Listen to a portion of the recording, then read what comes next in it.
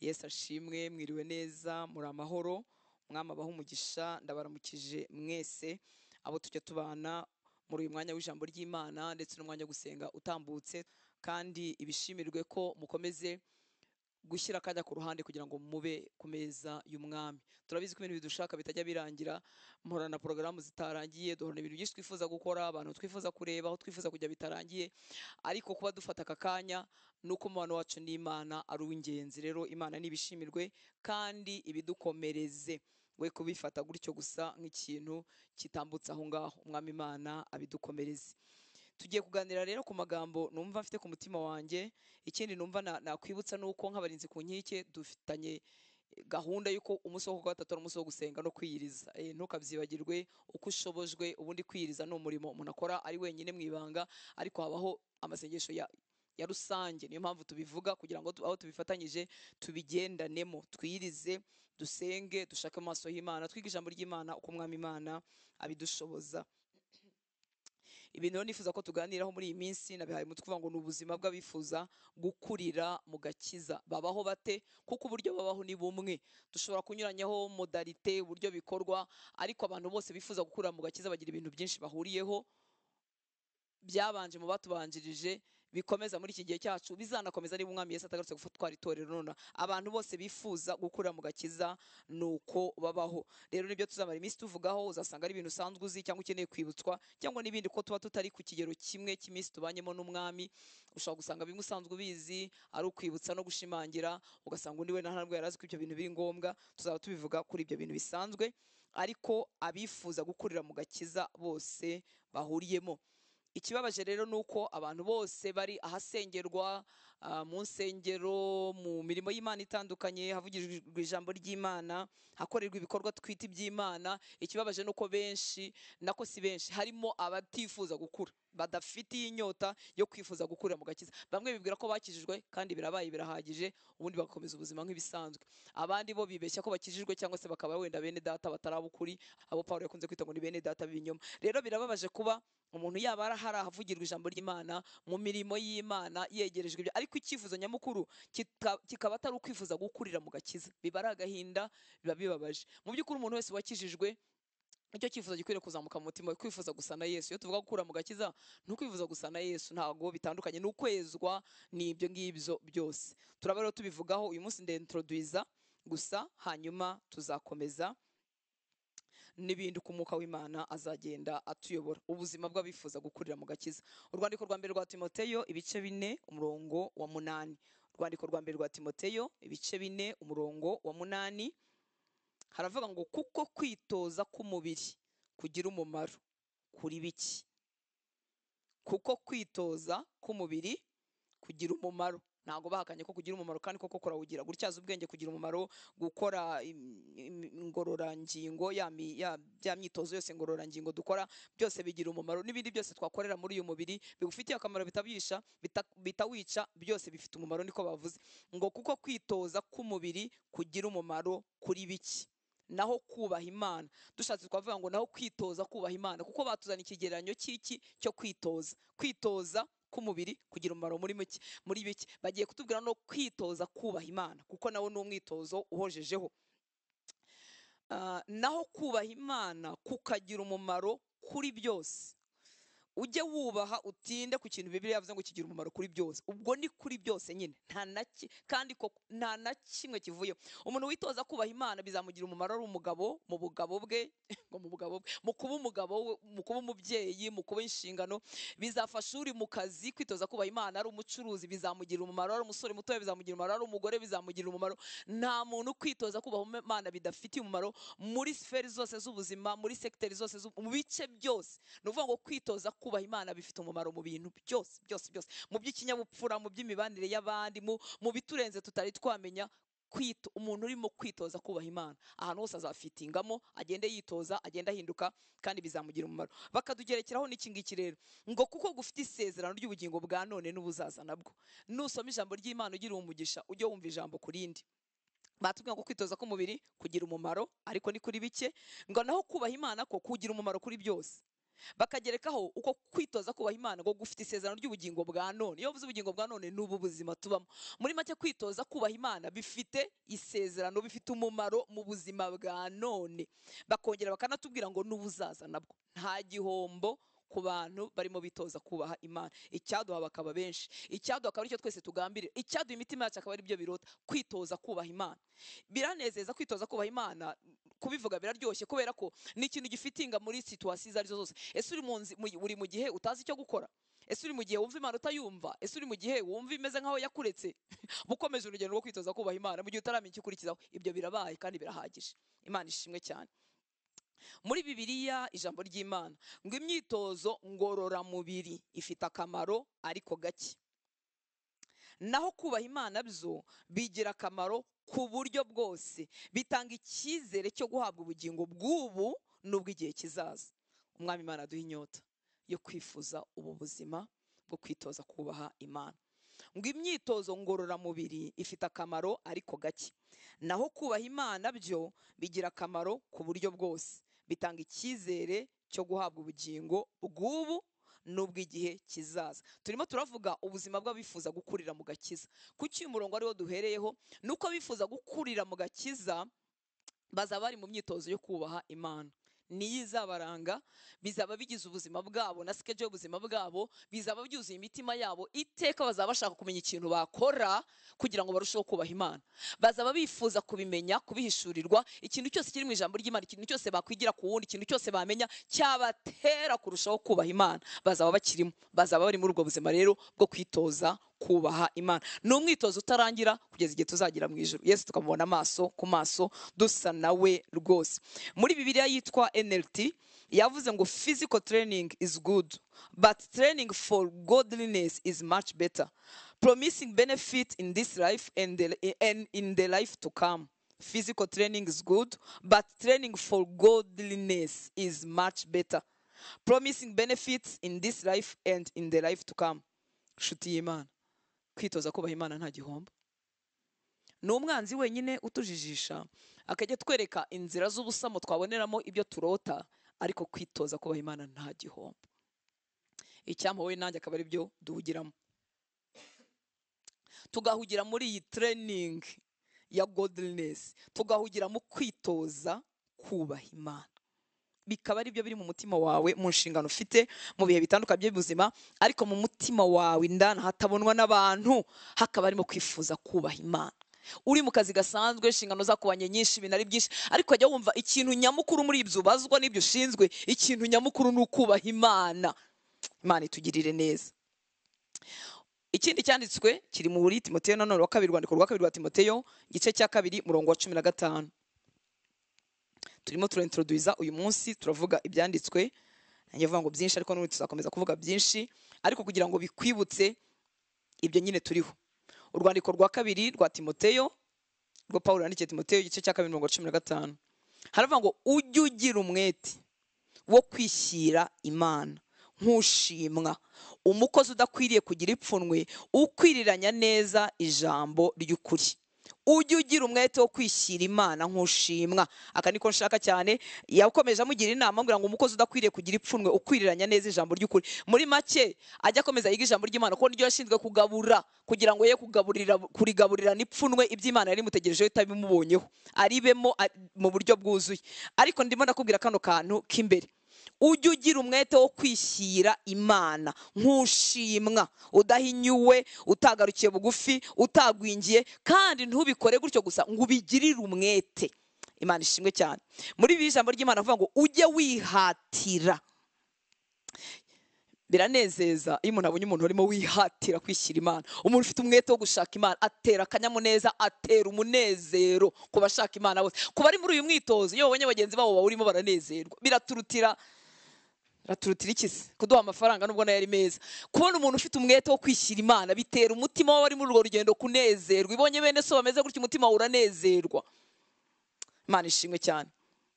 ujye wihatira kwishyira Imana nk'umukozi ushimwa, utagomba guterwa isoni n'umurimo ayikorera, ahubwo ujye uvuga ijambo ryayo ry'ukuri uko riri. Ujye wihatira kwishyira Imana.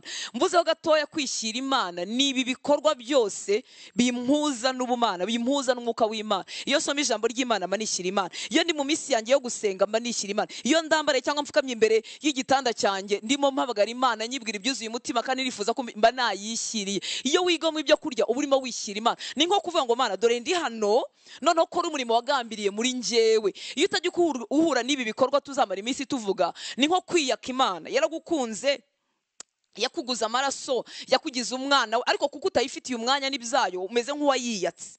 Ntibona aho igusukiramo impinduka, kuko izaguhindurira mu byo ivuga, izaguhindurira mu ko wayegereye urushaho gusa nayo. Ariko iyo utabikora ibyo bintu, wenda uri umwana w'Imana ni koko, ariko umeze nk'uyiyaka, ibuza aho ikorera umurimo muri wowe. Rero ijambo ry'Imana riratubwiye ngo tubigirire umwete. Wenda urimo urayishyira ko noneho bigirire umwete, bikorana umwete, ngo ujye ugira umwete wo kwishyira Imana nk'ushima. Ujye wihatira kwishyira Imana nk'umukozi ushima. Iyo nifuza kuba umukozi ushimwa mu maso y'Imana, iteka ndabwira ngo ndondora ikidashimwa kiri muri njyewe ukinkuremo. Reka iri jambo rivugane nanjye mbere yuko rijya kuvugana n'abo mbwira. Ubuzima bwawe nuko buba buteye. Mana nje gusenga, mfite ibyo nsaba, ariko ndashaka impinduka zawe zibe muri njyewe. Uko niko umuntu yishira Imana nk'ushima. Urashaka ko Imana inezezwa n'ubuzima bwawe. Haleluya. Urabiharanira, urabyifuza buri munsi. Iyo ugiye mu ijambo ry'Imana ushaka kugira ngo ubone Yesu muri ryo, hanyuma gutere gusa nawe, hanyuma ibimwuzuye nawe abe ari byo bikuzura, kugira ngo kamere ye abe ari ihinduka iyawe, nuko umuntu yishyira Imana. Rero ijambo ry'Imana riratwibutsa kubigirira umwete. Kubera iki? Abantu bose bifuza gukurira mu gakiza, uyu mwete barawushaka, barawifuza. Imana ishimwe cyane. Dukomeje inshuti z'Imana, muri iki gice kuva ku murongo wa 19 kugeza kuri 21, urwandiko rwa kabiri rwa Timoteyo, igice cya kabiri 19 kugeza kuri 21. Ndakwifuriza kuba mu bantu bifuza gukurira mu gusa na Yesu, bifuza gukurira mu gakiza. Biba ari igihombo kwegera kuba mu nzu y'Imana, kuba ijambo ry'Imana rivugirwa, kuba mu bikorwa byiza bya bindi byose tujya dukora, Imana idutije, tukaba twagira abantu neza, abantu bakatwishimira, bakaturirimba rwose ko turi abanyempuhwe n'abanyembabazi, ariko mu mutima wawe hatarimo kwifuza gusa na Yesu, hatarimo kwifuza gukurira mu byo warazwe. Ibyatumye umwana w'Imana ajya ku musaraba, udafite inzara n'inyota yuko ubimarayo byose nk'uko byakabaye. Yaravuze ngo nirembo ngo umuntu niyinjira muri we. Nifuza kwinjira mu bigize Yesu byose bigahinduka ibyanjye, ibyo yamfatiye byose bikaba ibyanjye. Imana ishimwe cyane. Ishusho yangeneye yo gusa nawe, ntagira ahantu hamwe nagwingira ngo sigane ntagize ibyo nshyikira. Imana itugirire neza. Reka dusome kino cyanditswe muri uru rwandiko nanone rwa kabiri rwa Timoteyo, Pawulo yandikiye Timoteyo, igice cya kabiri dore ku murongo wa 19 tugende tumanuka. Ibi bintu ndimo kwifuza gushimangira kuri uyu munsi wo kwintroduiza, no kugira ngo bigutere kumva uruhare rwawe. Ntiwihaye agakiza, urakijijwe, ubuntu bw'Imana bwakugezeho, urizera, urihana, urababarirwa, urakizwa. Ariko imaze gukizwa, Imana iragusaba kuyishyira. Imana iragusaba kubigirira umwete ibyo warazwe. Imana iragusaba uruhare rwawe.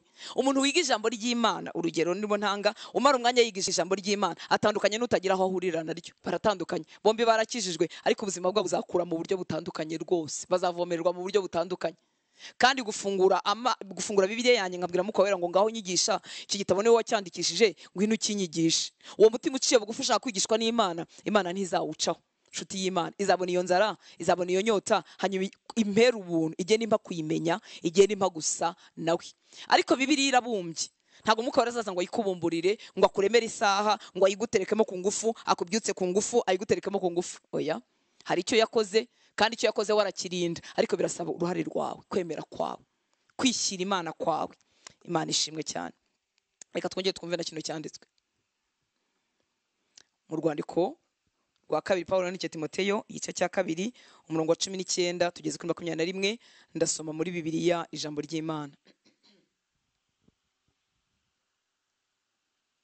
Ngo nyamara haracyariho ifatizo rikomeye ryashyizweho n'Imana, rirangwa n'iri jambo ngo Nyagasani azabi. Kandi ngo uvuga ko ari uwa Nyagasani wese nareke gukora ibibi. mva aho bahereye, reka dusubiremo. Nyamara haracyariho ifatizo, fondasiyo iracyariho, haracyariho ifatizo rikomeye ryashyizweho n'Imana, rirangwa n'iri jambo ngo Nyagasani azabi. Imana izabayo, twe dushobora kubyitiranya twabivangavanga, ariko Imana irabazi. Ngo Nyagasani azabi, kandi ngo uvuga ko ari uwa Nyagasani wese nareke gukora ibibi. Muri make, ikimushoboza kureka gukora ibibi yaragihawe. Niyo mpamvu arimo gusabwa kwexersa cyangwa se gushyira mu bikorwa. Imana ishimwe cyane. Tujya dutanga urwo rugero iyo tugiye muri gym guterura ibyuma. Ntago muri gym baduteraho miskle. Miskle turazifite, imikaya twagiye tuyijyanye. Ngewe nayo mfite ariko reka kapfe kuvuga imikaya twagiye tuyijyanye. Bamwe dufite ibinure mu mwanya w'imikaya. Twagiye tuyijyanye. Ntago muri gym bayiduteraho. Ariko imyitozo tugiye gukora muri gym iratera ya mikaya yacu gukomera, kumera neza, iradutera kuba fit. Nta nyama baduteraho, nta gufwa baduteraho muri gym, nta kintu kimwe bacyongeraho. Ariko ibyo dufite barabitera kumera neza. Imana ishimwe cyane. Ntiwihesheje agakiza, waragahawe, ariko kwishyira Imana kwawe kuzatuma urushaho gusa na Yesu. Kandi Yesu yaragukijije akurekera inahangaha kugira ngo use nawe. Rero iyo utishyiriye Imana bimeze nk'umuntu ushaka kuba fit ariko aryamye. Araryamye ariko agomba kuba fit. Bajya babitangamo urwenya. Abantu bakavuga ngo ese ngoko nishyuye ngo abonnement ko nishyuye membership ariko nkaba mbona ntarimo kunanuka. Ntabwo ari ukwishyura membership, ni ukujyayo hanyuma ugakora ibyo basaba gukora. Mugakiza Imana ishimwe ko waduhaye kiriya kigereranyo.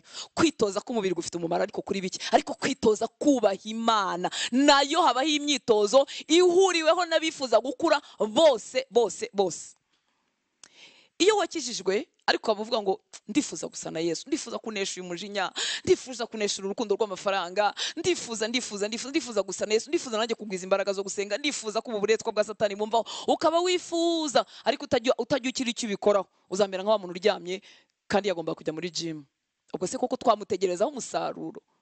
None se ko tutawumutegerezaho, kuki ibibindi byo tubitegereza ko umuntu azasa na Yesu kandi ibyo agomba gukora ibyo abakurira mu gakiza bahuriyeho atajya bikozwa cyangwa se bikozwa ku kigero gitoya? Niba ngomba kujya muri iriya gym ngakora umubiri wanjye kugira ngo nzane miskle, barambwiye ati kugira ngo ibintu bikore ni 4 wenda mu cyumweru n'urugero, cyangwa se ni 5 mu cyumweru, hanyuma njyewe nkajya njyayo rimwe mu kwezi. Cyakora njyayo bajya banambona ndiyo, hanyuma rimwe mu kwezi izangana nk'umuntu ujyayo buri munsi, ntibizigera bimera kimwe.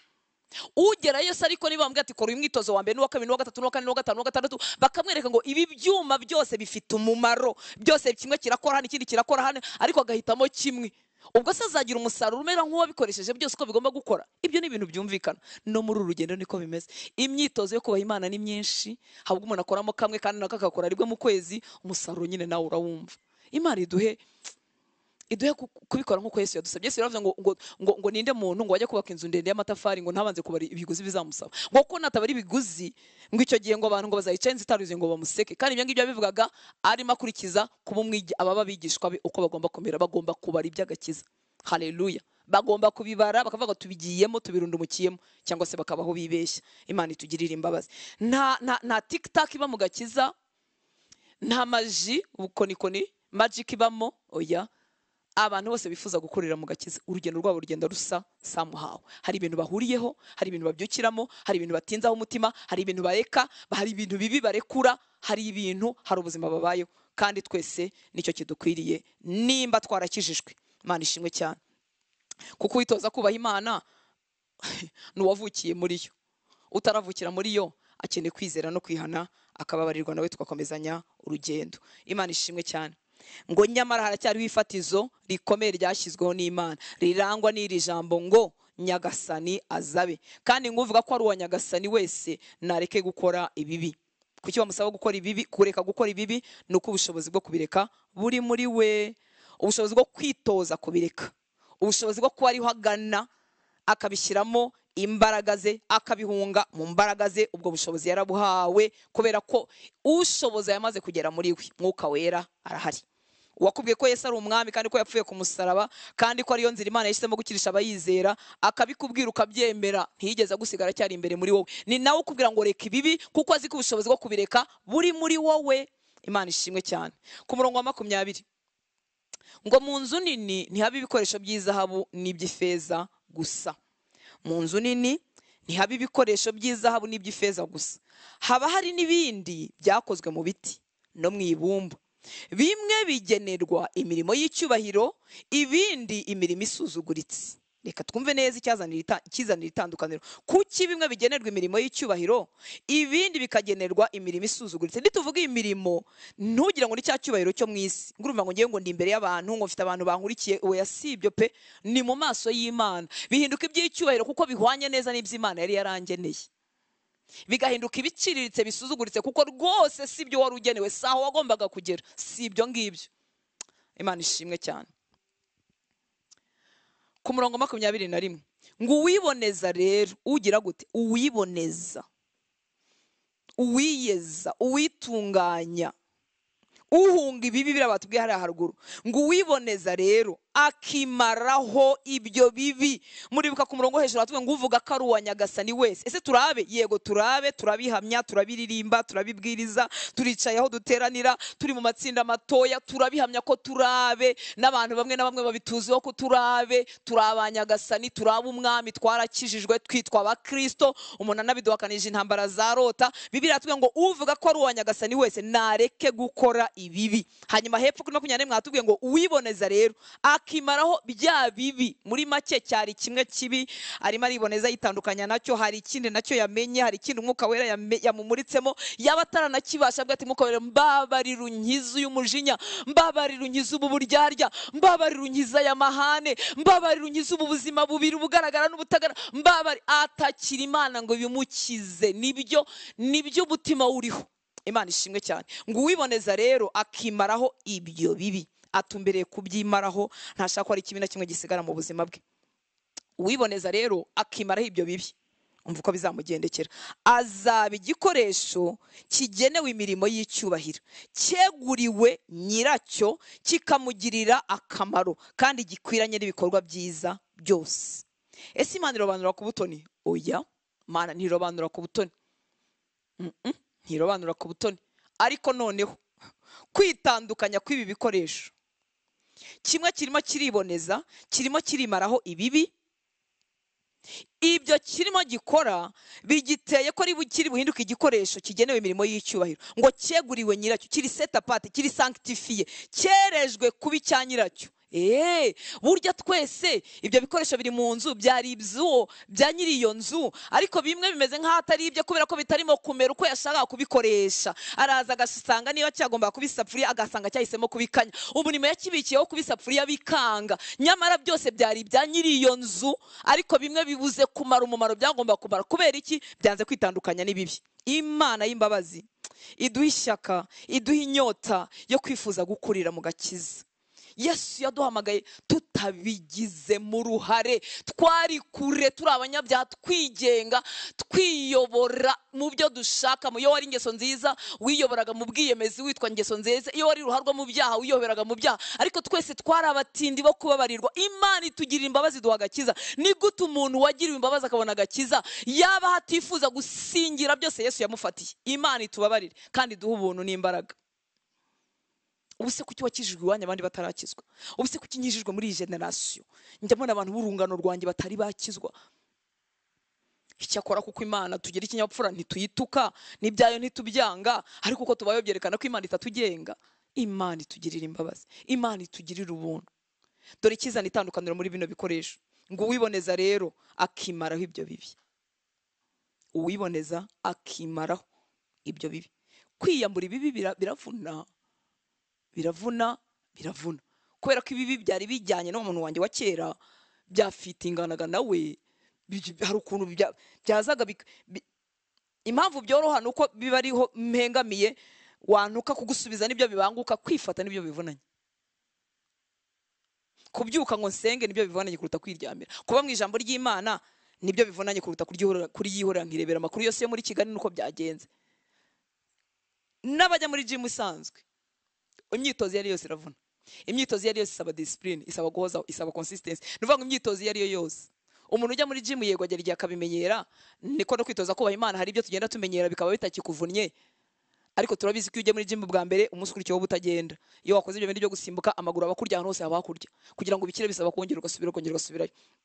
Imana itugirira imbabazi. Mwuka Wera angirire neza, bigusobanurire birushije, ndumva ntafite ingero zihagije, abishyire mu mutima uko bikwiriye. Ngo uwiboneza rero akimaraho ibyo bibi azaba igikoresho kigenewe imirimo y'icyubahiro, cyeguriwe nyiracyo.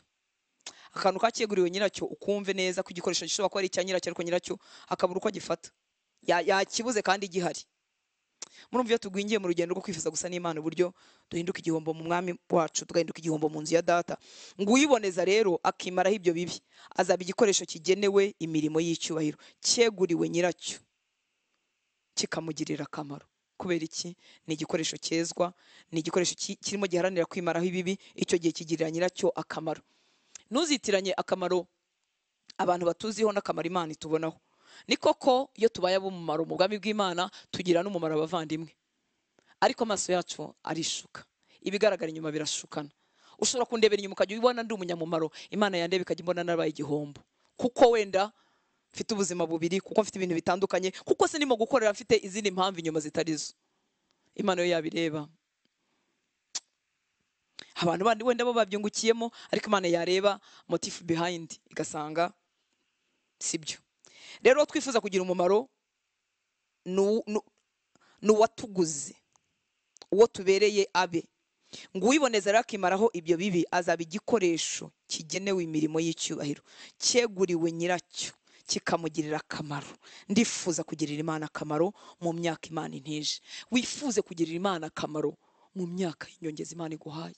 Ubu se kuki turiho? Ubu se kuki tutakijijwe ngo duhite dupfa tujye mu ijuru? Ubu se ko twagira ubuntu tugakizwa, ubu se dupfa tutayimenya? Iyo mfa mbere gatoya y'umunsi nagira agakiza mba nararimbutse. Wenda nari gusiga ibikorwa mu isi, abantu bakabyibuka tuyubatse ibi, yakoze n'ibi, ariko ndimbutse. None rero twagize umugisha. Niba warawugize uhabwa ubugingo buhoraho. Niba warize Kristo uhawe ubugingo buhoraho, warihannye urababarirwa, n'uyu munsi uhora wezwa, witunganya wifuza gusa n'Imana. Ubwo buntu twagiriwe, turifuza ko imyaka dusigaje tuba abantu bagirira data umumaro. Ntugire icyo uhushura mu gushaka Imana, icyo wamenyeshejwe cyose ukijyanemo n'umutima wawe wose. Ni igikoresho kigenewe imirimo y'icyubahiro, cyeguriwe nyiracyo, kikamugirira akamaro, kandi gikwiranye n'ibikorwa byiza byose. Urumva icyo kintu ukuntu kinejeje? Gikwiranye n'ibikorwa byiza byose. Ariko uzi ko kujya gutuma umwana wawe wibyariye ukavuga uti nimutuma hariya nagera yarabizambya, ukazategereza ubikora neza, ukavuga uti reka tumutegereze igihe azazira azabikora neza. Tekereza ko ari uko twabera Imana data, umuremyi w'ijuru n'isi, se w'umwami wacu Yesu Kristo, udukunda urukundo rutageranywa. Yandeba agasanga sinkwiranye n'ibikorwa byiza byose, akavuga ati uyu mu mukinga uko nagerayo arababwiriza narangiza bahitane, narangiza hayi. Imana itugirira imbabazi, Imana itugirira imbabazi, Imana itugirira ubuntu. Ngo kandi gikwiranye n'ibikorwa byiza byose.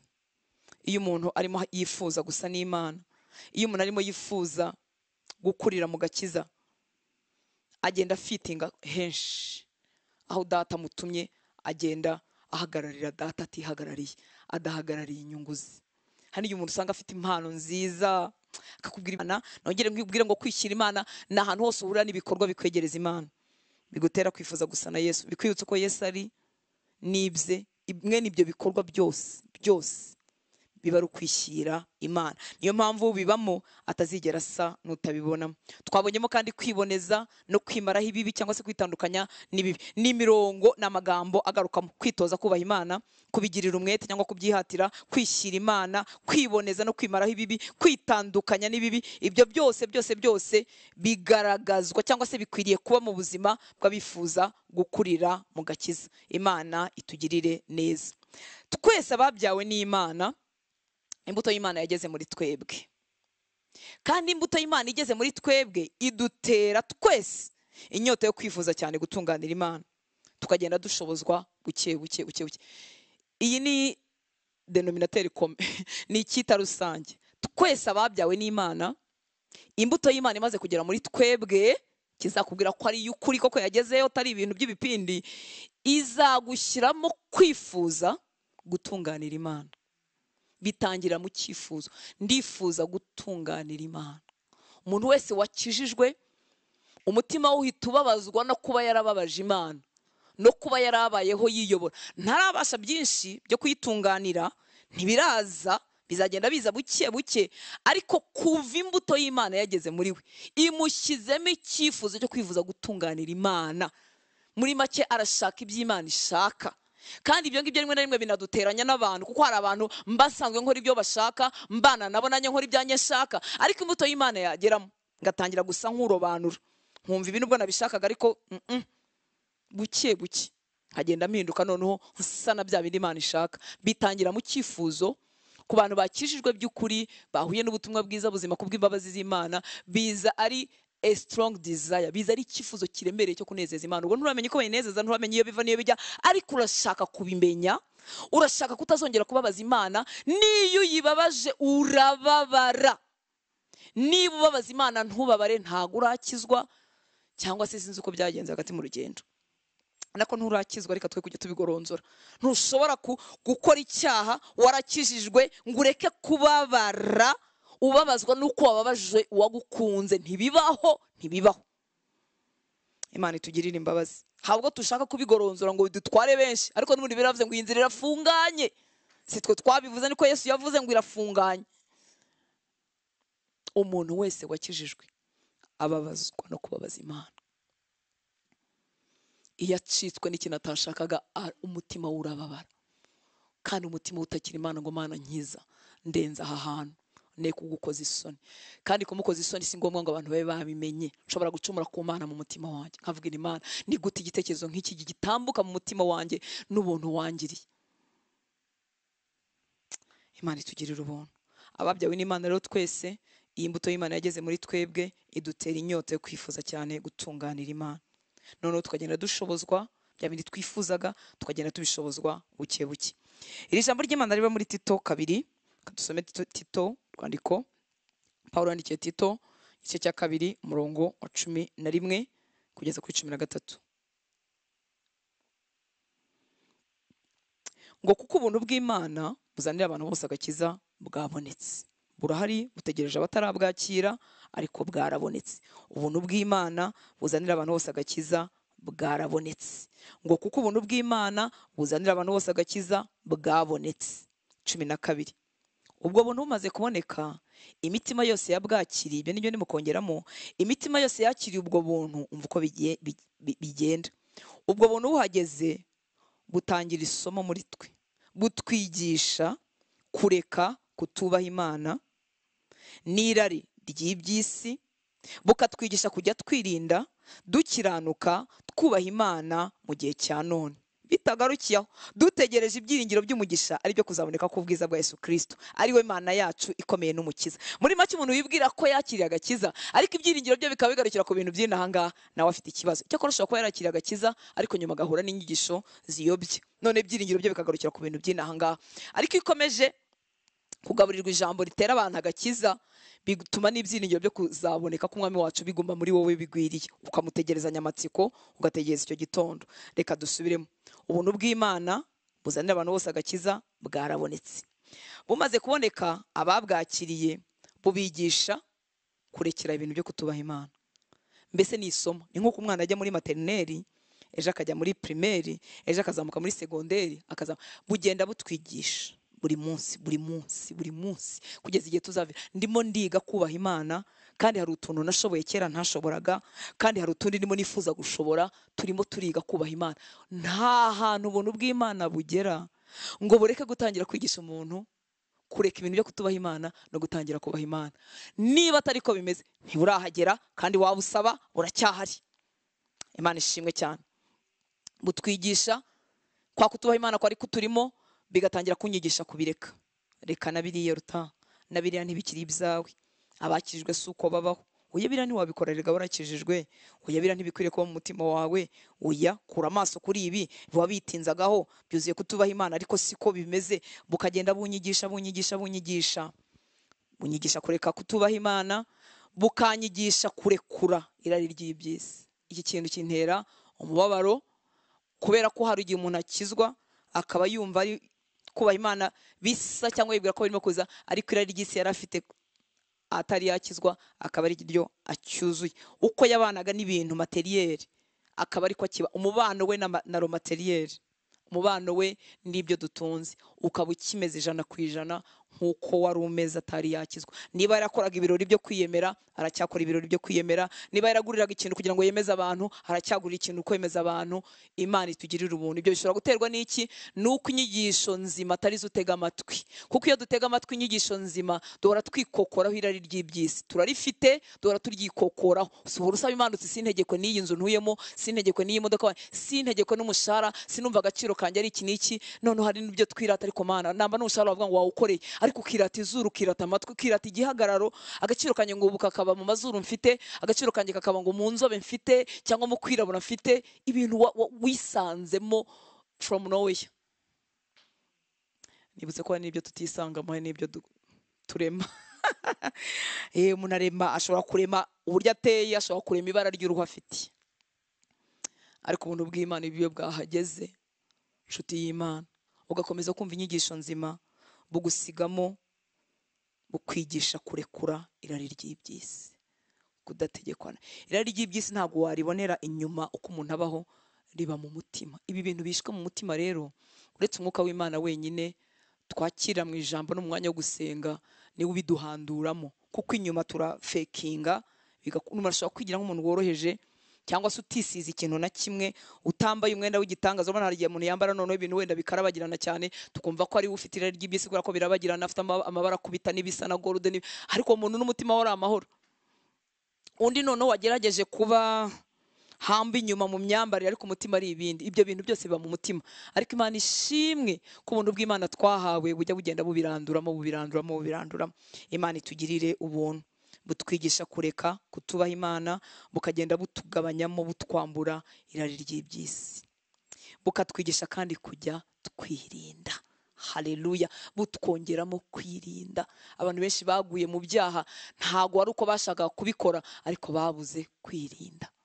Ubundi uko umuntu akizwa, ingamba zo kwirinda zigomba kuba cyane, ndende cyane. Atari uko ntizeye Imana yandinda, ariko iyo nanze kwirinda narabihawe mba nimo mpinyuza Imana ahubwo yabimpaye. Ahantu hose hari ubutunzi bw'igitangaza baharinda cyane.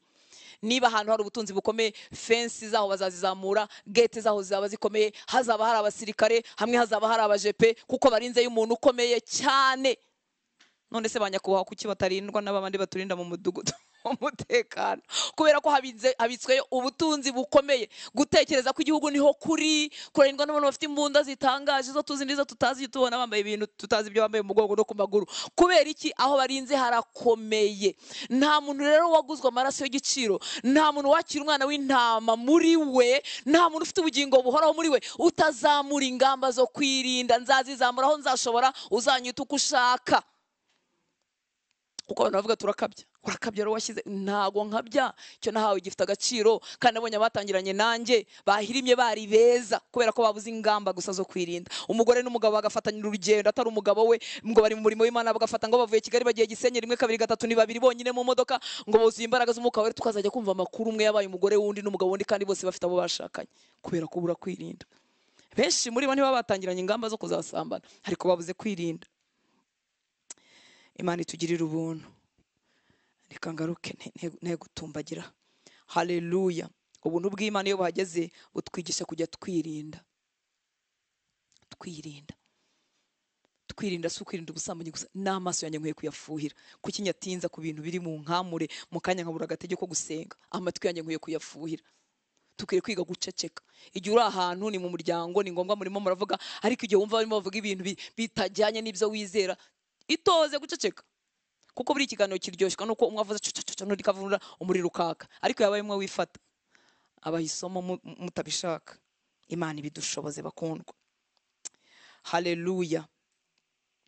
Butwigisha kujya twirinda, butwigisha kujya dukiranuka, butwigisha kujya twubaha Imana mu gihe cya none, dutegereje ibyiringiro by'umugisha, ari byo kuzaboneka k'ubwiza bwa Yesu Kristo, ari we Mana yacu ikomeye n'umukiza. Ubu buntu buratangaje, bwarabonetse, buduhesha agakiza, butwigisha biriya byose tumaze kuvuga, butera n'umuntu gutegereza ibyiringiro by'umugisha byo kuzaboneka kwa Yesu Kristo.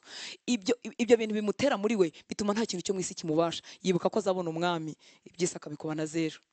yaba yabibonye akabikoresha, yaba yabibuze akihangana, kuko afite ibyiringiro by'umugisha, ibyiringiro bitagajuka by'uko igitondo kimwe azabana n'umwami. Haleluya. Butugezemo ubu buntu buzanira abantu bose agakiza, budusigamo inyota yo kureka ibyo twabagamo byo kutubaha Imana, bukadusigamo kwifuza gutandukanywa n'irari ry'iby'isi, bukadusigamo kwifuza kuba abantu birinda, bukadusigamo inyota yo gukiranuka no kubaha Imana. Twavuze ngo bitangira ari icyifuzo, bigatangira ari inyota, uko ubuntu tubukuriramo tukagera no tugwiza imbaraga bya bindi twifuzaga bikareka kuba ibyifuzo, bikagenda bishyirwa mu ngiro mu buzima bwacu, mu ngingo zacu, mu bitugize byose. Imana ishimwe cyane. Ibi rero byakoretswe muri twe, bwa buntu bwatugezemo, iyo ntacyo tubikozeho, aho niho naganaga, turumagara. Muribuka ko ubuntu buhesha abantu agakiza bwabonetse? Muribuka ko buhesha abantu kurekura byo kutubaha Imana, bukabigisha kwirinda, bukabigisha kurekura irari ry'iby'isi, bukabatera ibintu byose byiza biri mu bumana. Ubu buntu bwarabonetse, bwatugezemo. Ariko mu mashuti y'Imana, ibi bintu byakoretse muri twe, iyo ntacyo dukomeje kubikoraho birumagara. Haleluya. Ukongera ukaba mubisi cyangwa se ukagwingira rwose. Imana itugirire ubuntu. Ndagira ngo nkubwire nanjye niyibutsa ko umwanzi wacu azakora ibishoboka byose, azakoresha ibyiza, azakoresha ibibi, kugira ngo ubure umwanya wo kwishyira Imana, ubure umwanya wo gukora ya myitozo y'umwuka, ubiburire umwanya. Azagutega hasi hejuru, kubera ko arabizi ko nutabibamo ibyo abera babamo bose, uzumagara, uzacogora, imibabaro y'isi izakubasha, ibyaha bizagukomangira, igihe kizagera ubihe karibu, kandi warakijijwe. Imana itugira ubuntu. Niyo mpamvu ibyo twahawe bira byose ubuntu buzana muri twebwe, tugira icyo tubikoraho. Nibwo buzima turimo tuvuga, n'ubuzima bw'abifuza gukurira mu gakiza, ntago babyihorera. Nongere ngubwire ngo umwanzi azakoresha icyiza cyangwa ikibi. Azakora ku buryo uhora uri overwhelmed, uri submerged, urengewe n'inshingano, urengewe n'ibintu byinshi bidatuma utagira umwanya wituze n'Imana yawe. Azakoresha ibyiza, nongere mbivuge, kuba ari muri Kristo ahera ku byiza, kuko ibibi uzabihungira kuri, ariko azahera ku kuzuza ibyiza, urengerwe nabyo, ubura umwanya. Bishobora kuba akazi, bishobora kuba ndi mu rubyaro, bishobora kuba ndi mu bintu byiza, bishobora no kuba ndi muri ministry, ariko nta mwanya wanjye n'Imana. Mbese uhora utanga, ntugira umwanya wo kwinjiza. Ikintu rero cyose cyagucogoza, wa mugani w'ibyo babwiye Samusoni ngo ni iki cyamucogoza akamera nk'abandi, ikintu cyose cyagucogoza, umwanzi azenguruka akigaho. Yabashwa n'iki? Niki cyamwambura uriya mwete wo kuzindukira imbere y'Imana? Niki cyamwambura uriya mwete wo kuba mu ijambo ry'Imana? Ntazabangukana ibibi, kuko uziyanzanira ikibi sinkimbitemo nakora ikibi n'iminsi ngendanye n'umwami, ariko azazana ibisa neza. Azazana ama invitation atarangira. Watumiwe mu giterane kimwe, watumiwe mu cya kabiri, watumiwe mu cya gatatu, uhita uvuga uti Imana rwose iranyohereje, nta kanya ko kuvuga ngo no, ngo umenye ngo nawe ukeneye kurya. Yakwereje mu mirimo myiza, ngaho uri umusosiyale mwiza, wagiye mu bukwe bwa mbere, wagiye mu bwa kabiri, wagiye muri anniversary, uri mu biriyo, ni byiza. Wagaruka kandi none ibyo byose wabikoze, ariko ukeneye no kwita ku bana, ukeneye no gukora akazi ko gutunga amafaranga, ukarengerwa. Wari muri bya bihugu noneho bagiramo akazi kenshi, ugakora ka mu gitondo, ugakora shift ya nijoro, ukarengerwa, ukaba overwhelmed, ukaba submerged. Bose barengewe, bari overwhelmed. Umwanzi aba arimo asasira icyo azakora. Ndagira ngo ubwire ko kuba mu bihe byo kuba overwhelmed, kuba submerged, kurengerwa, ukabibamo igihe kirekire ku mukristo, it is very dangerous. Ubutuye mu manegeka. Yes, ubutuye mu manegeka, kubibamo igihe kirekire. Kandi muri izi abo byabayeho, Imana iturengere. Haleluya. Ushobora kuva mu gihe cy'inshingano nyinshi, ufite akazi kenshi, hari ibintu ugomba kurangiza, hari amasomo ugomba kurangiza, uri muri cya gihe cyo kubyara no konsa, hari ibintu biri byinshi, ariko nagira ngo gutinda, uronsa, urajya mu kazi, urigararara, ariko gutinda muri ibyo bihe, gutinda muri ibyo bihe byo kuba busy ku kigero uhora uryama urushye, ukabyuka urushye, ukirirwa urushye, ukamaramo igihe kirekire utuye mu manegeka mu rugendo rwawe rw'agakiza.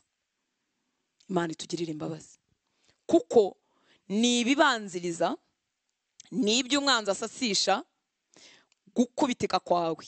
Amarangamutima, umuntu unaniwe amarangamutima ye ari fragile, aroroshye, azashukwa n'akantu gato. Kugwa mu cyaha biroroshye, gushakira amahoro mu kintu kitari cyo biroroshye, kuko urarushye cyane, urarushya ahantu hose.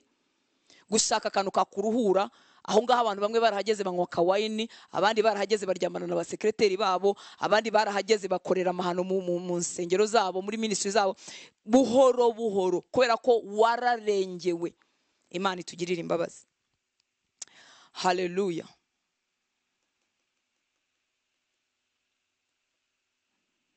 Iyo umuntu yakijijwe, ntabwo umwanzi azazana ikintu ngo pafa gikubita aho ngaho, azakujyana buke buke buke. Ariko ubwo ndimo ndavuga abigeze no kugira ubuzima bw'ubusabane n'Imana, none abakijwe ntibigere banabugira, bajya banashidikanya agakiza kabo, kuko abona uko yasaga kera ariko agisa kandi yarakijwe nta mpinduka namba. Kubera iki? Ntago yishyiriye Imana. Ntago ari muri iyi myitozo tugiye kumaraho iminsi tuvuga, none impinduka zigatinda, ntagira agahinduka na kamwe kaza, akaba agifite kwa gutekereza nk'uko yatekerezaga mbere, na bya bikorwa nk'ibya cyakora itandukaniro wenda rya rimwe na rimwe rikaba ko ajya gusenga, cyangwa se kuko bamubwiye ati fata mu mutwe itariki warakijijwe. Imana itugirire ubuntu. Nongera kubwira ngo kurengerwa n'ibintu ukabimaramo igihe kirekire ku mukristo uba uri mu manegeka. Niyo mpamvu ukwiriye kwitarura vuba vuba, ukareba mbese ibintu byose urimo, ese koko umwami nibyo agushakira? Kuko hari ibintu bimwe byinshi tujyamo tubitewe n'amaganya y'isi, akabidusukira mukajya mumva waracikanywe, abandi bagutanze iterambere, none ukirundumuraho ibintu byinshi. Wakwirundumuraho ibintu byinshi ugatakaza ubusabane bwawe n'Imana. Imana itugirire imbabazi. Haleluya. Hari ibintu byinshi byiza tugomba gukora, ariko se nicyo gihe tugomba kubikoreramo? Ese nibyo bikwiriye? Ese nafashe akanya ko kubaza Imana niba ibintu byose ari ngiye ukwiriye kubikora, cyangwa se ibyo urimo ukora birakwiriye ariko birimo ibikorwa by'imburamumaro nabyo byinshi? Icyo gihe rero iby'imburamumaro bikuramo, cyangwa se ubigabanye kubw'imbabazi z'Imana. Haleluya. Nubwo twahawe rero buriya buntu tumaze kuvuga bwo muri Tito, dusabwa kwegera kurushaho. Ubuntu narabuhawe ariko nsabwa kwegera. Reka dusome mu rwandiko rwa mbere rwa Petero igice cya 2 umurongo wa 1 kugeza ku murongo wa 5 muri Bibiliya ijambo ry'Imana. Turimo turakora introduction ku buzima bw'abifuza gukurira mu gakiza. Baragahawe kubw'imbabazi z'Imana, baragafite. Ubuntu bw'Imana bwamanutse muri bo buhesha abantu agakiza, burimo burabigisha kureka kutubaha Imana, burabigisha kwirinda, burabigisha gukiranuka, burabigisha kubaha Imana. Ariko nubwo ubwo buntu buri muri bo, niba tarushaho kwegera, niba tagira icyo babikoraho, bazakomeza gusa nk'umuntu wabo wa kera, cyangwa se bazaba bategetse mu manegeka bari hafi yo kurundumuka. Imana itugirire imbabazi. Mu rwandiko rwa mbere rwa Petero igice cya 2 umurongo wa 1 kugeza ku murongo wa 5 haravuga ngo, nuko rero nimwivaneho icyitwa ubugizi bwa nabi n'uburiganya bwose, uburyarya n'ishyari no gusebanya kose. Nongera ngubwire ngo cyane cyane ibyaha byo mu mutima nibyo rimwe na rimwe tujya turangarana.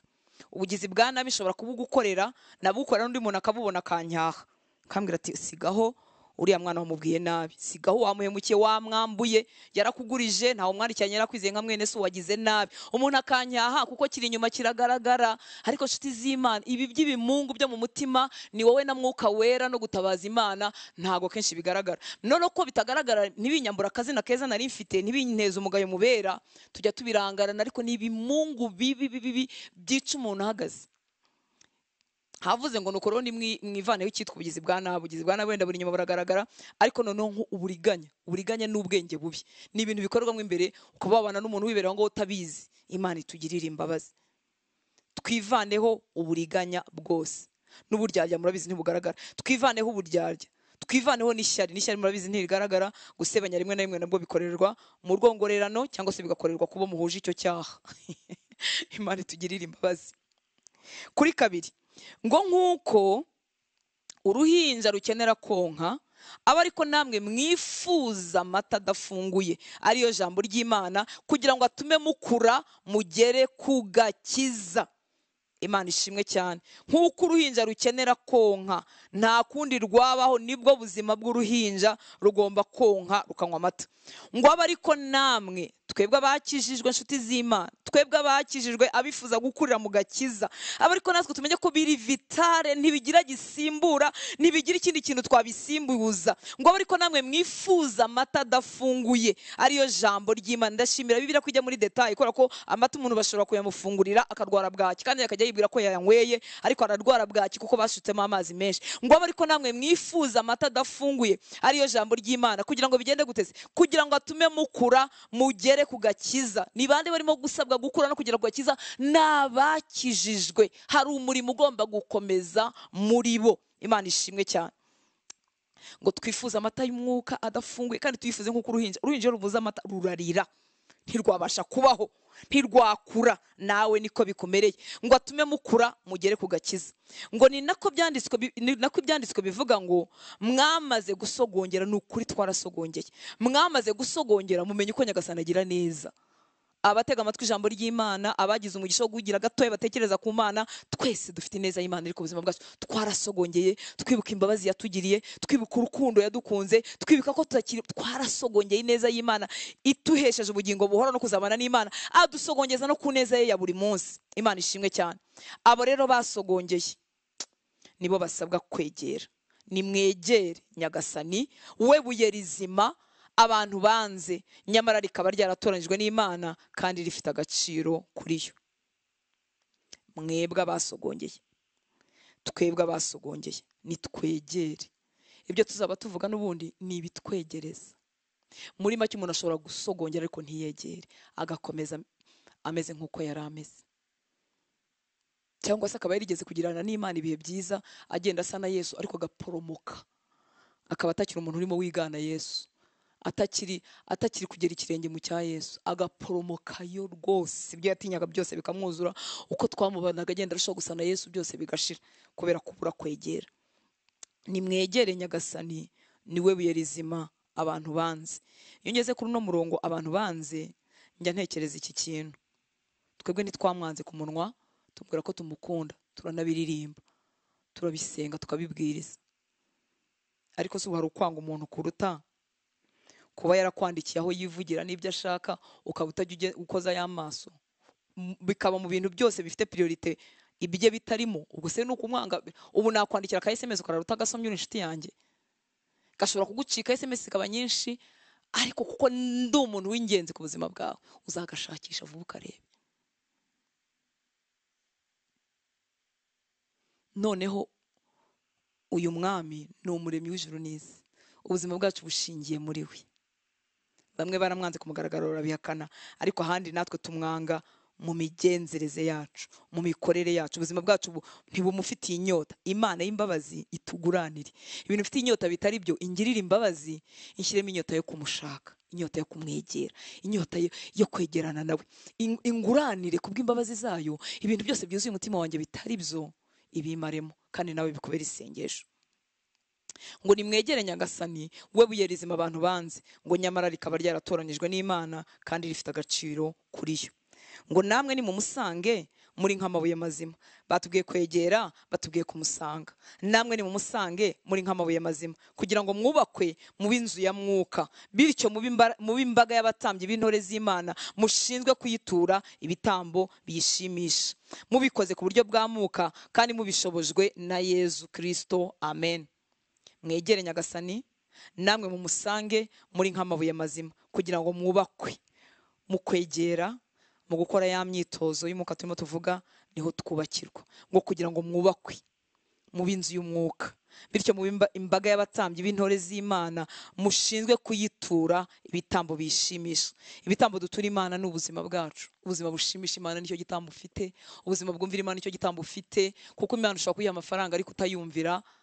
Ubuzima bwumvira Imana, niba hageze gutanga ndumvira no mu gutanga, niba hageze mu kubabarira abanzi banjye ndumvira no mu kubabarira abanzi banjye, niba hageze mu kwemera kubamba kamere yanjye, ndumvira no mu kubamba kamere yanjye. Icyo nicyo gitambo kinezeza Imana. Ni ubuzima bwumvira icyo Imana ivuga icyo ari cyo cyose. Tuzubakwa nitumusanga, nitwegera tuzubakwa rwose, hanyuma biduhindure kumera, gutunga ubu buzima, duhinduka abatambyi batanga ibitambo Imana yishimira, ngo mubikoze mu buryo bwa mwuka kandi mubishobojwe na Yesu. Imana ishimwe cyane. Turimo turavuga ku kwegera muri Yakobo nanone igice cya 4:8. Reka nihuteho. Yakobo igice cya 4:8, hano ngira akatubwira ngo mwegere Imana nayo izabegera. Uyu murongo uteye ubwoba. Ubwo abatayegera harya biragenda bite? Nayo ntizagira gute?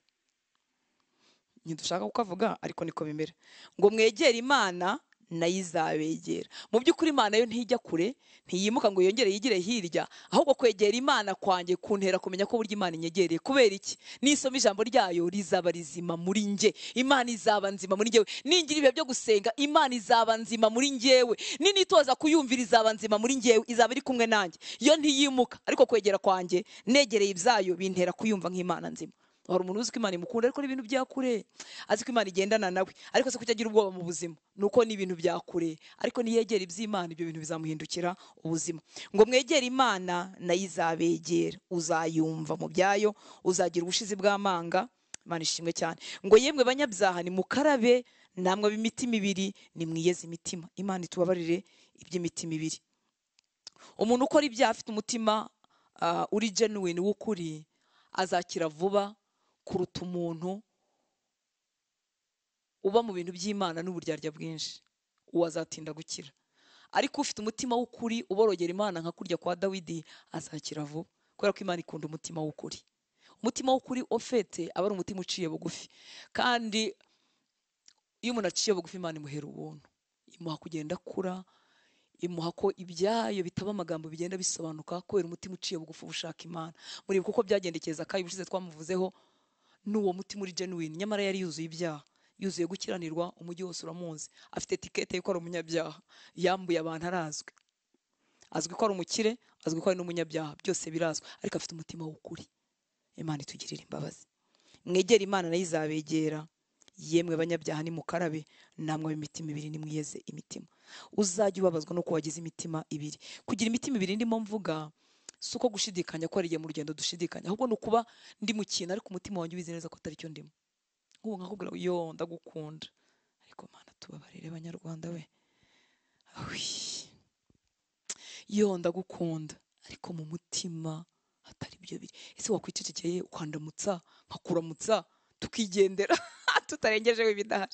Yo nari ngukumbuye we bitahari, kuko uretse no kunkumbura ushobora no kunyibagirwa, kandi it's normal. Twumva turi connected n'ibintu byinshi n'abantu benshi. Kwibagirwa umuntu mudahorana ni ibisanzwe, ni ibisanzwe, ni ibisanzwe. Ariko kuki nagira ibintu atari byo ndi byo? Imana itubabarire, Imana itubabarire bantu b'Imana. Uburyarya buba mu idini bukaza bukazirikana n'uburyarya bwa Kinyarwanda buteye agahinda.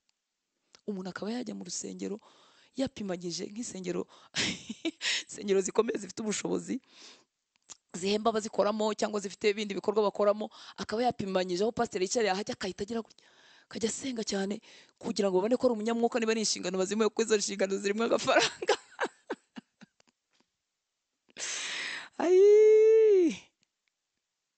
Buriya Imana idushoboze kuba abanyakuri.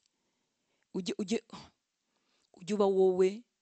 Simvuga ngo mbe ngewe niba nashaka kugutuka mpite ngutuka, oya, ndasabwa kwihangana no kwitonda, ariko ne kugira imitima ibiri, ne gusenga ngo mbemeze. Koko wabonye aho umuntu asenga kugira ngo yemeze abantu? None se ubwo tuba dusenga nde? Ni Imana n'abantu. Ukagoronzora isengesho ubizi neza ko ridahari, ubizi neza ko ibyo uvuga atari byo biri ku mutima, ukabigoronzora kugira ngo ubemeze kuri umunyamwuka, cyangwa ukarigira rirerire. Ibyo ni ibibazo byajyaga biba nko mu bavugabutumwa batahawe udututi, umuntu bakambwira gusengera umuvugabutumwa, ariko kuko ako gatuti yari agashakaga, isengesha akarigira rirerire, mu by'ukuri ntirimurimo, nta n'iryo afite, ariko agomba kurigira rirerire kugira ngo nawe imbaraga ze zigaragare. Imbuza ingero ntanga, ariko murabizi imitima yacu irarwaye. Imana idukize kubw'imbabazi zayo, kubw'imbabazi zayo. Erega niba nahawe no gusenga isaha, niba isaha idahari aho kugira ngo nkunde mbemeze mbone ko munyamwuka nsenze iyo minota 2 se cyangwa 5 cyangwa 10 bikarangira aho byakarangiriye, nta hame ihame rihari ryo gutangira, ihame ryo gusoza ntari hari umuntu asoreza aho bishiriye. Imana itugirire imbabazi. Narondogoye, reka ngaruke.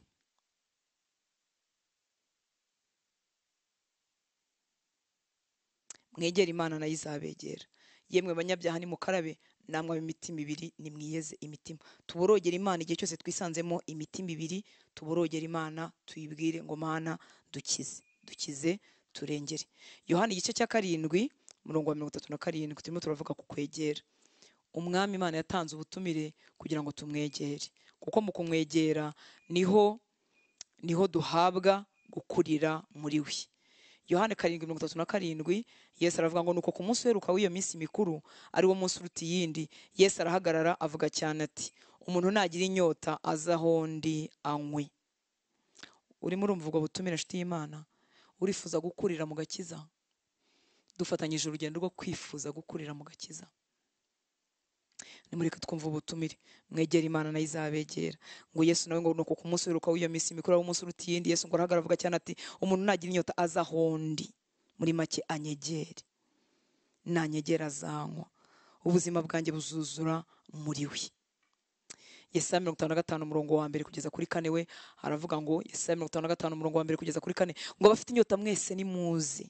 Muri make we kugira inyota ngo ari kuguma ahantu hamwe, ahubwo gira icyo ukoresha iyo nyota wahawe, kuko inyota ntago wayihaye. Ntago dushobora gutera abantu inyota, ariko igihe wakizwaga byamanukanye n'iyi nyota yo kwifuza gutunganira Imana. Rero iyo nyota si ukuyihorera, ahubwo nigira aho kujyana, nigira ibyo kujyanamo, nizane impinduka muri schedule y'ubuzima bwawe, nizane ni gutere kugira ibintu bimwe ushyira ku ruhande n'ibindi usingira. Ngo abafite inyota mwese nimuze, mwe kugira inyota kandi mugume hirya. Ngo ahubwo abafite inyota mwese nimuze mbaha amazi, kuko murayifite ariko nimutaza amazi ntimuyabona. Nimutajya muri ubu buzima bw'abakura mu gakiza, uzagumana inyota ariko itakugira iki kubyarira, kuko urayifite ariko ntacyo wabikozeho. Ni nk'umuntu ukomeza kuvuga ngo mfite inyota ariko ntajye kunywa amazi. Imana itugirire imbabazi. Abafite inyota mwese nimuze mbaha amazi, abadafite amafaranga namwe nimuze murye kandi munywe nta kiguzi, nimuze munywe divayi n'amata. Kuki mugura ibyo kurya bidafite akamaro? Kuki mwiyuha kuya kubitamara inzara? Nimunyumvira muzarya ibyo kurya byiza, muzanezezwa n'ibyo kurya biryoshye. Bantu banjye nimunyumve, ibaza Imana ukuntu itwinginga. Bantu banjye nimunyumve, munsange, nimunyumve muzabaho, nzagirana namwe isezerano rihoraho, nzabaha ibyiza nasezeranije Dawidi. Ibi yabibwiraga ubwoko bwe bwa Isiraheli, ariko nawe birakureba uyu munsi. Ngo abafite inyota mwese nimuze mbaha amazi, abadafite amafaranga namwe nimuze murye kandi munywe nta kiguzi, nimuze munywe divayi n'amata. Kuki mugura ibyo kurya bidafite akamaro? Kuki mwiyuha kuya kubitamara inzara? Bya bindi byose bikuruhishe byose ntago bimara inzara. Ngo nimunyumvira muzarya ibyo kurya byiza, nimunyumvira muzarya ibyo kurya byiza, muzanezezwa n'ibyo kurya biryoshye. Bantu banjye nimunyumve, munsange, nimunyumve muzabaho, nzagirana namwe isezerano rihoraho, nzabaha ibyiza nasezeranyije Dawidi.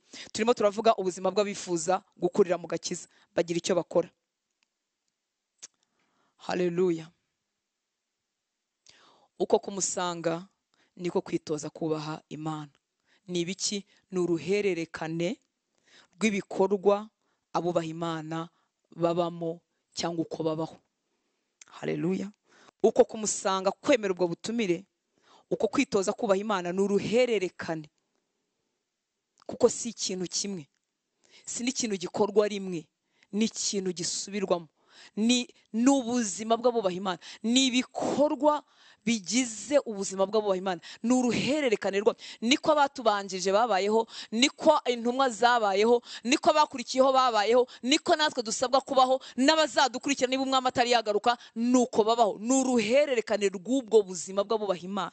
Ibibatera gutohagira ni bimwe, nta rindi banga, nta bundi bwihisho. Ibibatera gutohagira ni bimwe, birasa, ariko ni uruhererekane rwabyo kandi bihozaho. Nk'uko utararekeraho kurya, nk'uko utararekeraho kuruhura umubiri, nk'uko utararekeraho kuwukorera isuku, ibyo ni uruhererekane kugeza igihe uzavira muri uyu mubiri. Ntabwo uvuga ngo narakarabye ngo nararangije, ntabwo uvuga ngo narariye nararangije, ubihozaho. Ntabwo uvuga ngo naruhukiye rimwe by'umwaka bwose, ubihozaho. ubu buzima rero tuzamaraho iminsi tuvuga inshuti z'Imana n'ubwo ngubwo, ni uruhererekane rw'ibikorwa abubaha Imana babaho, bifuza gukomeza kuyubaha kuzageza ku iherezo. Muri make n'ubuzima ni ibintu bigize ubwo buzima bw'abubaha Imana, ariko bifuza kuzakomeza kuyubaha kugeza ku iherezo. Hari igihe umuntu atangira no kubaha Imana, ariko hagati mu rugendo akabonamo izindi nyungu zikamurutira kubaha Imana. Urugero, amafaranga akandutira kubaha Imana, nkayashaka nk'uwayataye, ngahitana ibyo mpitana, nkica ibyo nica. Kubaha Imana nkabishyira ku ruhande ngo mbanze nyagwize, abo ndiganya nkabariganya. Ubu kwari kuko ndi mu ijambo ry'Imana, nzakomesha kubeshya ijambo, niryo nzabeshyeramo, nibyo nzavangavanga. Ariko hari abantu bubashye Imana kubw'imbabazi z'Imana, imitima yabo ikangukiye, irifuza kuzakomeza kubaha Imana kugeza ku iherezo. Abo bantu rero bafite ubuzima babamo. Imana ishimwe cyane. Nibyo twita spiritual discipline, cyangwa se practices ziduhindura, practice that transform us. Twarakijijwe, ubuntu bw'Imana buri muri twe, ariko hari practice zituzanira impinduka. Abatabipracticinga cyangwa abatazikora, izo mpinduka ntizibe muri bo. Imana itugirira imbabazi. Haleluya. Ntabwo ari maji, si magic, kandi izo spiritual discipline tuvuga cyangwa izo practice ntabwo ari z'ubwazo zindaduhindura, ariko ziguha kuba mu mwanya wo gukorana na Mwuka Wera, ugahora utumbereye mu maso y'Imana, kandi ushobora kuhatumbera ngo ureke gukurayo gusa nayo. Haleluya. Kuko iyo umuntu abikoze nk'urangiza umuhango, muri practice izi spiritual discipline, izi practice muri zagenewe guhindura abantu, sizo zibikiwe mu ibanga, ariko nkwiye kuzikora mfite uwo nshaka muri zo. Kuko umuntu yakwigamba kwiyiriza ati narayikubise iminsi, ariko atashaka watubwiye ngo umukwe agihari ntibiyiriza, ntashaka nyiri gutangiza ibyo si washaka. Rero si maji, izo practice sizo z'ingenzi gusa, ni channel, ni nk'imiyoboro iduhuza n'Umwuka w'Imana. Hanyuma muri zo ngatumbera Yesu, natumbera Yesu nkagenda mpindurwa gusa nawe buri munsi. Imana itugirire neza. Tuzahera ku mumaro wo kugira urufatiro ruzima, kuko urufatiro rutabaye ruzima, ibintu byose uzubakaho bizahirima, murabizi. Imana itugirire neza. Yari amagambo yo kugutera inyota, kugira ngo ibyo wamaze kumenya bitunze abera. Ibyo ari byo byose Pawulo yaratwandikiye atwereka uko yabagaho. Ituro rya mbere twabonye ko ryabagaho. Hari abandi bera tugendanye nabo, turebe ubuzima bwabo n'ibyo batindamo. Natwe icyo dusabwa ni ukubyigana. Ufite umuntu ubanye na Kristo neza, ugenda urushaho gusa nawe, mwigane. Ese umuntu ari mu idini, wenda aranagukuriye, ariko ntagenda arushaho gusa na Yesu, wimwigana. Pawulo rero atubwiye ngo mugere ikirenge mu cyanjye nk'uko ngigera mu cyande, mu cya Kristo. Ese Rutansi arimo aragera ikirenge mu cya Kristo? Niba arimo kukigerayo, wamwigana. Ariko niba biri ku munwa gusa, ntabwo umwigana. Ariko noneho dufite Umwuka w'Imana muri twe, dufite ijambo ry'Imana. Umwami Imana yararyoroheje kugira ngo urisoma wese rimwigisha uko Imana isa, rimubwira ibyo Imana ikunda, rimutere kumenya ibizima n'ibitari bizima. Njya ntangarira ijambo ry'Imana. Umwana twaganiraga kare yambwiye ikintu n'ubundi najyaga numva ari cyo, ariko numva none ubu kibaye cyo. Yatangiye gusoma ijambo ry'Imana ari mutoya, yiga muri segonderi, akajya akarisoma adafite uri mwigisha, ariko akarisoma mu mwaka akarangiza Bibiliya, akongera akarisoma. None atangiye kwitwa ko amenya Imana, akijijwe, ariko agana mu kantu karimo ubuyobi. Bakora ibintu akavuga ariko biriya bintu sibyo, kandi nta wundi muntu wabimwigishije, ariko rya jambo ryashyizemo ukuri.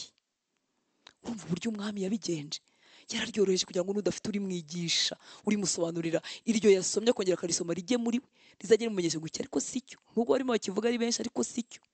Nubwo bakemeje, ariko sicyo. Reka dusenge. Umwami aduha inyota, wifuze gukurira mu gakiza katumye umwana w'Imana ajya ku musaraba. Wifuze kutakira ibice kandi yifuza kuguha ubuzima bwe bwuzuye muri wowe. Wifuze kutagarukira bugufi, wifuze kutaba igikoresho gikojeje isoni nyiracyo, wifuze gusa na Yesu. Umutima wanjye wigirira inyota, inyota ituma hari icyo tubikoraho. Twe kubwira Imana ngo Mana ngo duhe inyota, ariko utagiye guhindura byibuza n'akantu na kamwe muri oreri y'ubuzima bwawe. Ukaba utagiye kubyukira mu ijambo, ukaba utagiye kubyuka gusenga, ukaba utagiye kwitanga byibuza ngo wiyirize, ukaba utagiye kwiyambura bya bibi batubwiye kubihunga no kwikuraho ibibi, ukaba ntacyo ugiye gukora kuri iyo mitima ibiri utunze.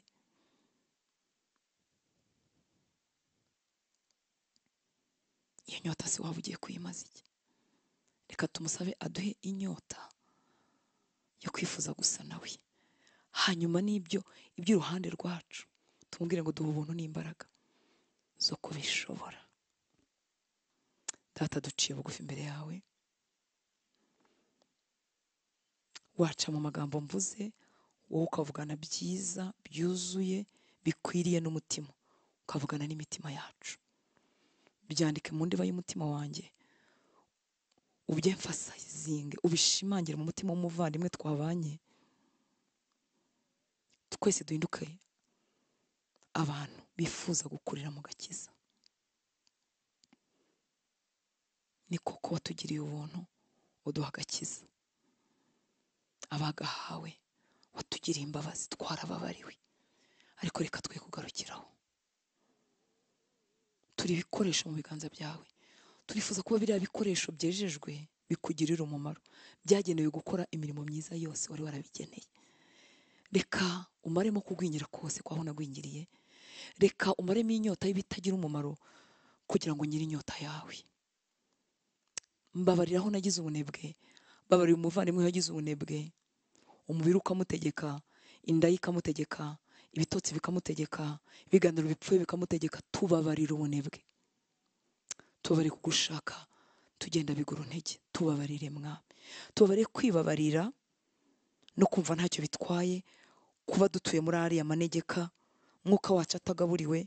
Tubabarire, tubabarire ko iby'isi bidutwaza igitugu tukabitindamo ntitwumve iyo denja. Kandi wasubije Satani, urambwira ngo umuntu ntatungwa n'umutima gusa, atungwa n'amagambo yose ava mu kanwa k'Imana.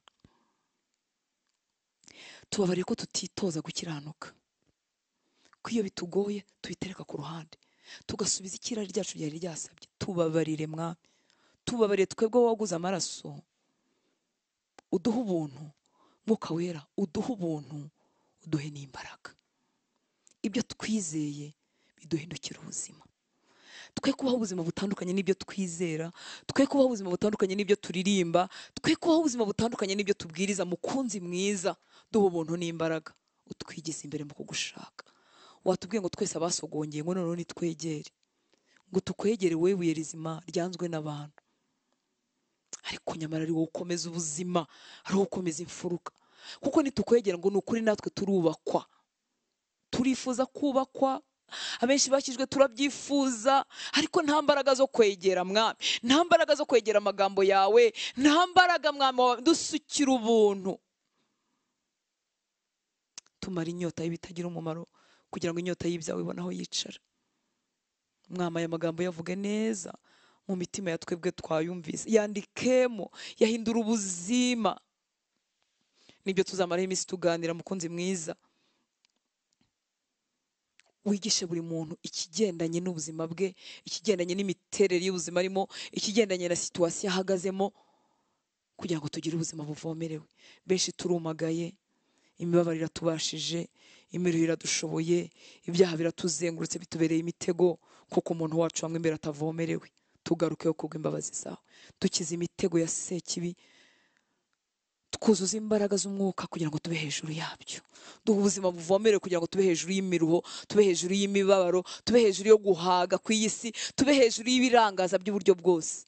Imibiri yacu tumenye kuyiruhura, ariko imyuka yacu ikomeza kukwigiraho nyaguhora ku ngoma. Urakoze Papa, icyubahiro cyose nikikugarukire. Ni mu izina rya Yesu dusenze, amen. Imana iguhe umugisha, ikugirire neza, irusheho kukugwiriza inyota yo kwifuza gukurira mu gakiza wahawe. Murakoze, umugoroba mwiza.